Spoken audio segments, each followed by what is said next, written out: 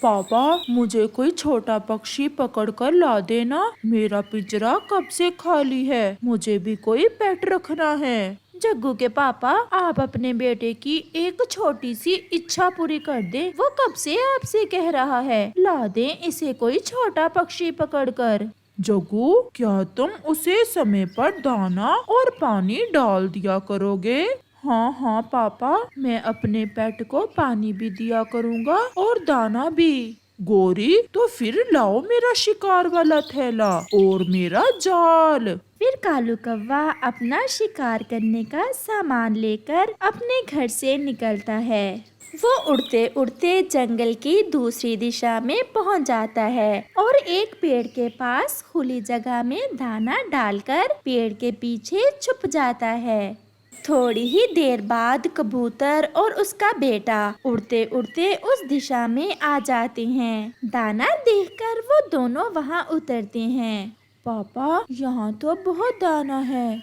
ठहरो, मुझे गौर से देखने दो। मुझे ऐसा लग रहा है ये दाना किसी शिकारी ने डाल रखा है।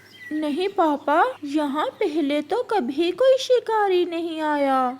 चल चल छोटे कबूतर, खा ले दाना और फंस जा मेरे जाल में। पेड़ के पीछे छुपा कालू शिकारी कौवा ऐसा सोचता है। फिर कबूतर का बेटा अपने पापा की बात ना मानते हुए वो दाना खाने के लिए आगे बढ़ता है और जाल में फंस जाता है। कबूतर उड़कर पास वाले पेड़ पर बैठ जाता है। रस्सी को पकड़े हुए कालू भी तुरंत वहाँ आता है। पकड़ा गया, शिकार पकड़ा गया। आज मेरा बेटा जग्गू तो खुश हो जाएगा। मुझे छोड़ दो जालिम शिकारी कौवे, मुझे छोड़ दो। मेरे बेटे को आजाद कर दो। जालिम, तुम मेरे बेटे को कैद नहीं कर सकते। मेरा बेटा जिद कर रहा था पेट रखने की, और मेरा बेटा तुम्हारे बेटे को दाना भी देगा और पानी भी। हम कैद में जिंदा नहीं रह सकते, और कैद में मिलने वाले दाने और पानी से अच्छा है हम इन आजाद हवाओं में अपना भोजन ढूंढें। आप ऐसा जुल्म ना करें, मेरे बेटे को छोड़ दें।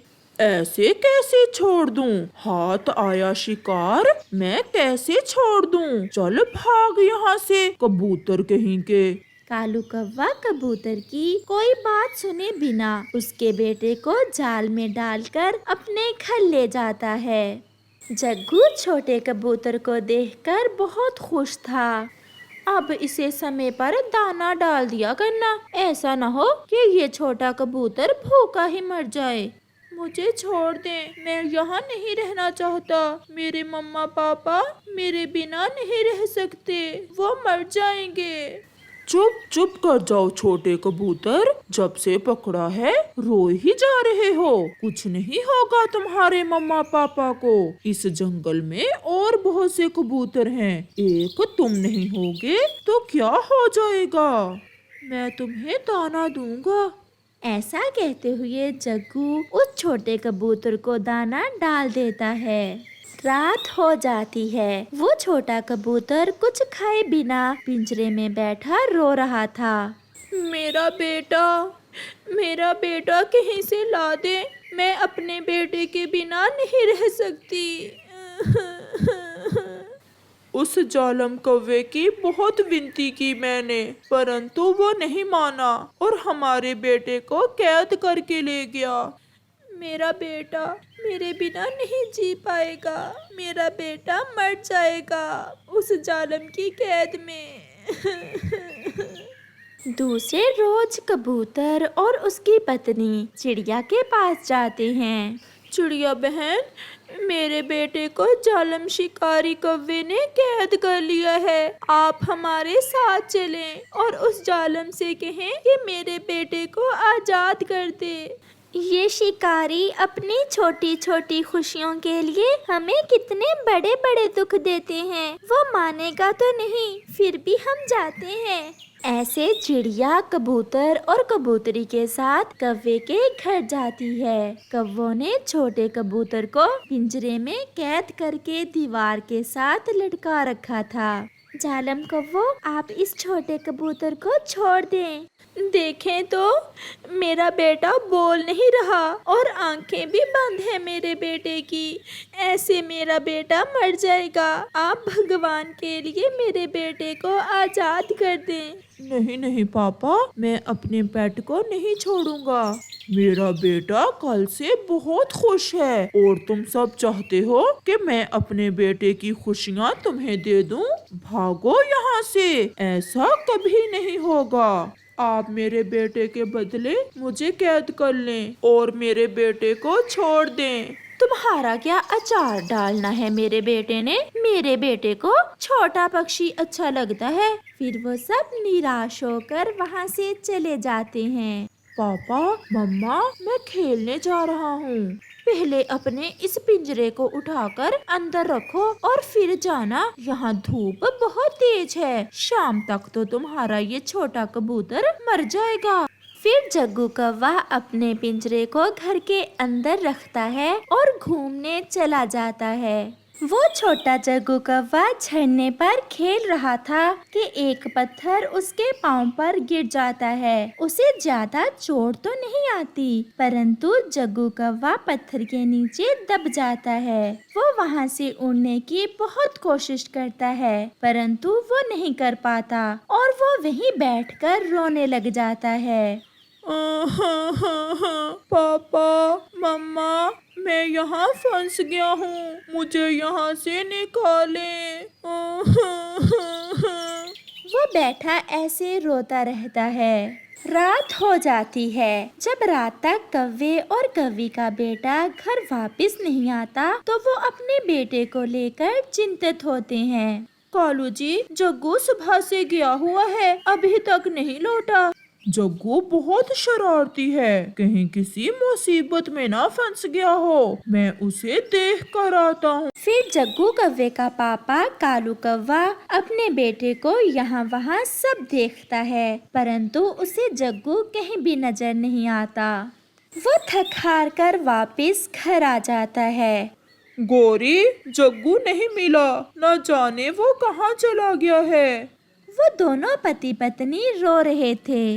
अंकल, आप चुप कर जाएं। आप कल मेरे मम्मा पापा के पास जाना। मेरे मम्मा पापा की उड़ान सब पक्षियों से ऊंची है और मेरे मम्मा पापा आपको देखकर बता सकते हैं कि आपका बेटा कहाँ है।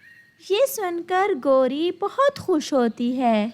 सच छोटे बच्चे, क्या आपके मम्मा पापा इतना ऊंचा उड़ सकते हैं?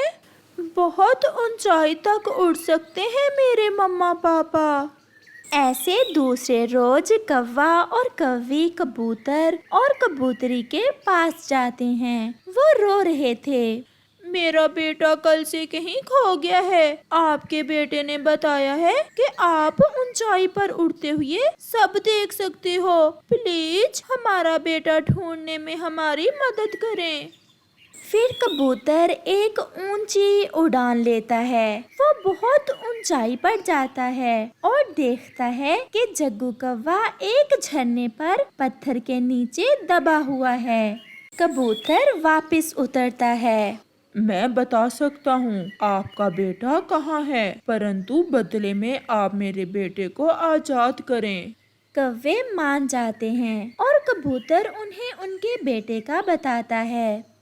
फिर कौवा और कौवी अपने बेटे को उस पत्थर के नीचे से निकालते हैं और घर जाकर उस छोटे कबूतर को आजाद कर देते हैं।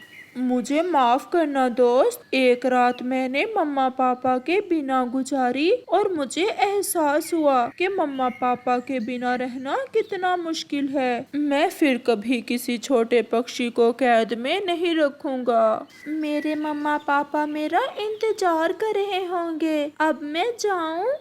ऐसे वो छोटा कबूतर फिर से आजादी की हवा में सांस लेता है और वापस अपने घर लौट जाता है। दूर किसी जंगल में एक चिड़िया और कौवे के घर पास पास में ही थे। चिड़िया का पति कुछ दिन पहले मर गया था। वो अपने बेटे के साथ अपने घर में रहती थी। कौवे का नाम कालू और उसकी पत्नी का नाम गोरी था। एक सुबह चिड़िया कौवे के पास बैठी हुई थी कि चिड़िया की नजर जमीन पर जाती है। कौवे भैया, वो सामने देखो, दो छोटे छोटे से नए पौधे उग रहे हैं हमारे घर के पास में ही। चिड़िया, ये नए पौधे तो मैंने भी आज ही देखे हैं। चलो तो जरा पास जाकर देखते हैं। अगर ये दोनों पौधे बड़े होकर फलदार पेड़ बन गए, फिर तो हमारे भोजन की चिंता ही खत्म हो जाएगी। हाँ कौवे भैया, फिर हमें भोजन अपने घर के पास से ही मिल जाया करेगा। समय गुजरता गया, मौसम बदलते रहे, कभी बारिश, कभी ठंड तो कभी गर्मी। ऐसे ही वो पौधे एक दिन बड़े पेड़ में बदल जाते हैं। उनमें से एक पेड़ तो आम का था और दूसरा नीम का पेड़ था। अब तो उन दोनों पेड़ों पर फल भी आ गया था। चिड़िया आम के पेड़ पर बैठी हुई थी कि वहाँ गोरी कौवी आ जाती है। चिड़िया, आज के बाद तुम इस आम के पेड़ पर नहीं बैठा करोगी और न ही इस पेड़ से आम खाया करोगी, क्योंकि ये पेड़ हमारा है। गोरी बहन, जब ये दोनों पेड़ छोटे थे, मैं तब से इनकी देखभाल कर रही हूँ। तो इसीलिए वो साथ वाला पेड़ हम तुम्हें दे रहे हैं। वो पेड़ तुम्हारा और ये आम का पेड़ हमारा। कौवे भैया, वो नीम का पेड़ है, वो मेरे किस काम का? उसका फल भी खाता है कोई? अगर ज्यादा चूंचूंगी तो एक लगाऊंगी। जाओ, भाग जाओ यहाँ से। वो छोटी चिड़िया डरते हुए वहाँ से चली जाती है और पास में ही नीम के पेड़ के पास जाकर बैठ जाती है। चिड़िया, आप क्यों रो रही हो? नीम के पेड़ जी, आप तो जानते हो मैंने आप दोनों पेड़ों की कितनी सेवा की, हमेशा समय पर पानी दिया आपको, और आज अगर एक पेड़ पर आम लगे हैं तो कौवों ने मुझे वहाँ से भगा दिया है। चिड़िया, आप चिंतित ना हो।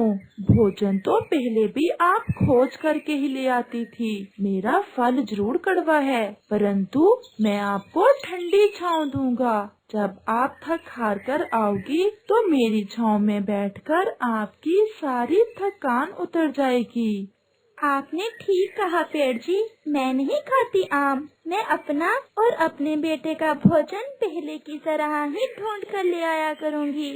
ऐसा कहते हुए चिड़िया वहाँ से चली जाती है।